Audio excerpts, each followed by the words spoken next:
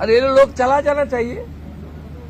और उनका बांग्लादेशी जो नागरिक है उनका लेने का जिम्मेदार तो है उनका। तो जब हम लोग यहाँ से बोल रहा था तो अब वहां से उनका जो स्पोक्स पर्सन है, मैं देखा था सोशल मीडिया में और यूट्यूब में आया, जो उन्होंने बताया जो बांग्लादेशी है वो तो हम लोग ले लेगा। तो ये सब बांग्लादेशी है, उसको ले लेना चाहिए। लेकिन ये लोग को, पुलिस को हम लोग बता दिया जेल में भेजने का जरूरत नहीं है। देश के रुपया में खाना खाएगा, कपड़ा देगा, मेडिसिन देगा। एक दामाद है ये लोग। जल्दी जल्दी भागो, जल्दी जल्दी भागो, नहीं तो जो करना है सरकार करेगा।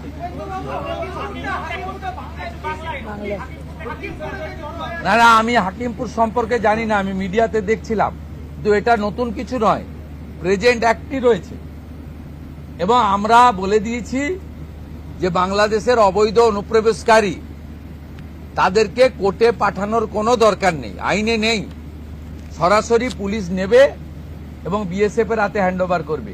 বিএসএফ এর যা ভারত সরকার বাংলাদেশ সরকারের সঙ্গে আছে এগ্রিমেন্ট, তাতে বাংলাদেশি প্রুফ করে হ্যান্ডওভার করে দেবে। আমাদের জেলে 3 মাস 6 মাস 2 বছর রেখে আপনার চাল, আপনার ডাল, আপনার তেল, আপনার মাছ, আপনার ডিম, আপনার কাপড়, আপনার মেডিসিন ওদেরকে দেব কেন? এটা তো ভারতীয়দেরই ক্ষতি হচ্ছে, আমাদের রাজ্যেরই ক্ষতি হচ্ছে। সেই জন্য আইনটা এতদিন ছিল ভোট ব্যাংকের স্বার্থে কেউ বা কারা ব্যবহার করেনি। আমরা ভোট ব্যাংকের বাইরে গিয়ে দেশের স্বার্থে, রাজ্যের স্বার্থে এই আইন কার্যকর করছি।